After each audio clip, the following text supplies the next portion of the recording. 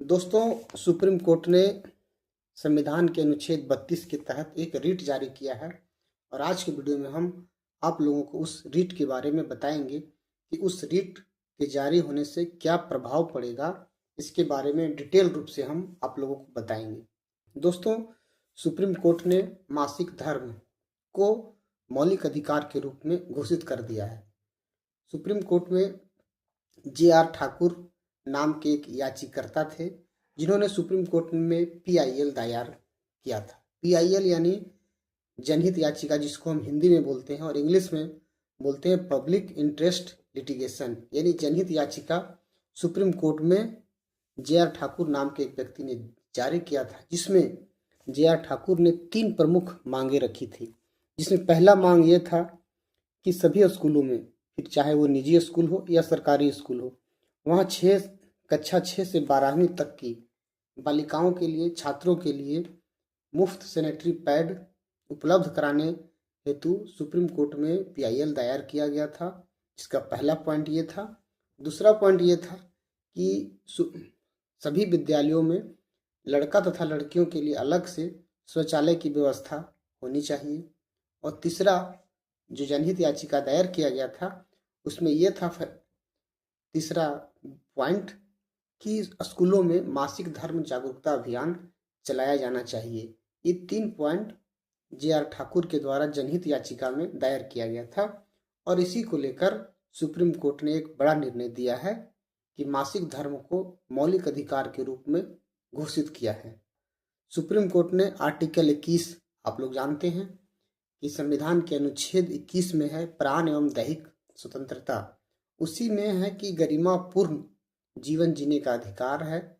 इसी के तहत सुप्रीम कोर्ट ने मासिक धर्म, जो महिलाएं मासिक धर्म से संबंधित जो सुप्रीम कोर्ट का फैसला है, उसमें सुप्रीम कोर्ट ने मासिक धर्म को मौलिक अधिकार के रूप में घोषित किया है।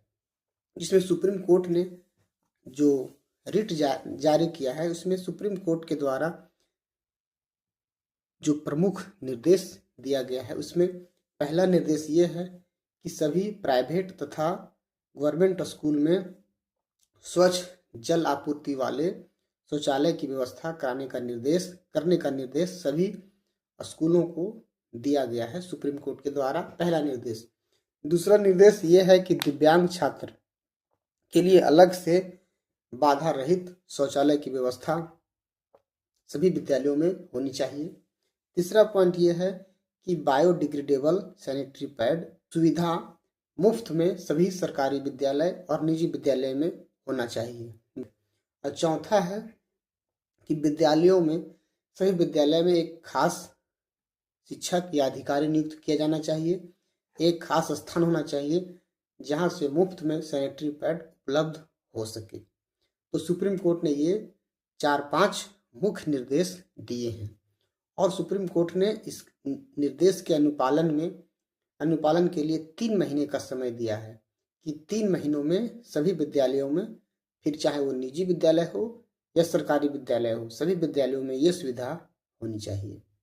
और सुप्रीम कोर्ट ने अगर यदि 3 महीना में यह अनुपालन नहीं होता है, तो सुप्रीम कोर्ट ने भी ये आदेश दिया है कि 3 महीने में अगर यदि कोई निजी विद्यालय इसका अनुपालन नहीं करता है तो उसका मान्यता रद्द हो जाएगा। और अगर यदि कोई सरकारी विद्यालय इसका अनुपालन नहीं करता है तो उसके लिए राज्य सरकार जिम्मेवार होगा और सुप्रीम कोर्ट राज्य सरकार के प्रति जवाबदेही तय करेंगे।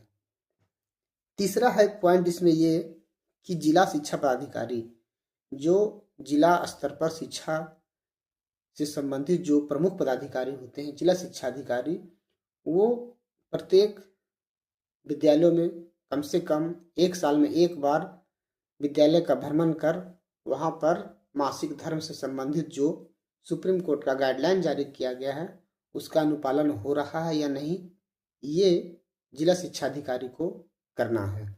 चौथा पॉइंट ये है, हम लोग जानते हैं कि एनसीईआरटी और एससीईआरटी, एनसीईआरटी मतलब राष्ट्रीय स्तर पर जो बुक्स वगैरह जो आता है, national council of education and research training, और एससीईआरटी यानी स्टेट स्तर पर उनको सुप्रीम कोर्ट ने निर्देश दिया है कि अपने पाठ्यक्रम में मासिक धर्म से संबंधित ये जो विषय है इसे अपने पाठ्यक्रम में शामिल करने का निर्देश एनसीईआरटी और एससीईआरटी को दिया गया है।